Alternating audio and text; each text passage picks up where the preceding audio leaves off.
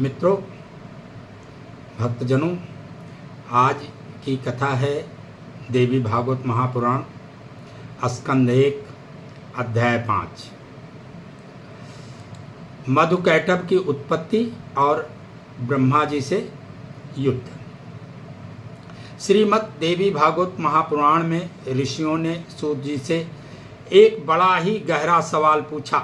ऋषियों ने कहा, हे महामते, आपने पहले बताया था कि भगवान विष्णु का महासागर में मधु और कैटभ के साथ 5000 वर्षों तक युद्ध हुआ है। आखिर वे दोनों शक्तिशाली दानव उस प्रलय के जल में कैसे पैदा हुए और भगवान ने उनका वध क्यों किया? हमें यह अद्भुत कथा विस्तार से सुनाइए। तब सूत जी बोले, पूर्व काल में जब महाप्रलय आई और तीनों लोग अथाह जल रास में विलीन हो गए, तब देवाधिदेव भगवान जनार्दन शेष सैया पर गहरी नींद में सो गए।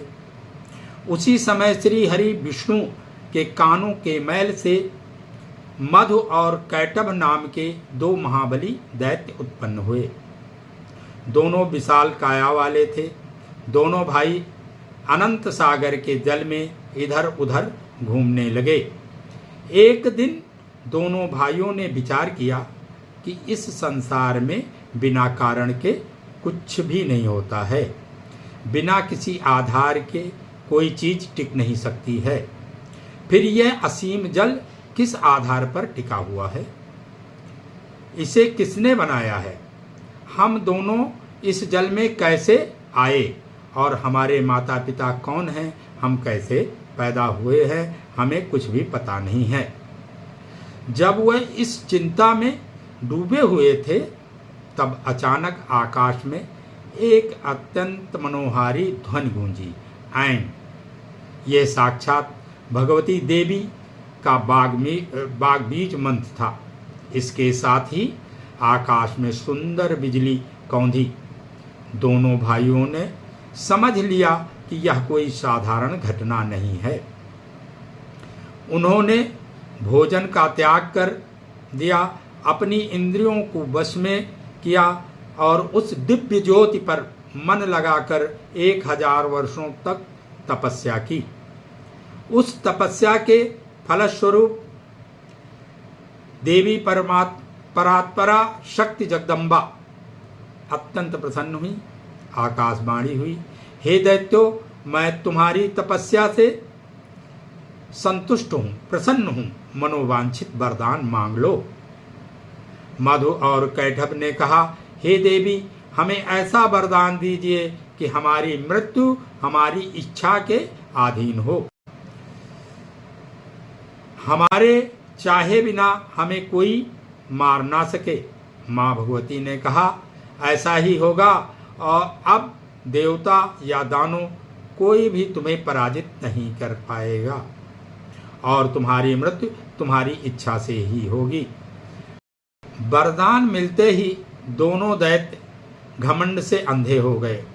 वे सागर में जलचरों के साथ क्रीड़ा करने लगे।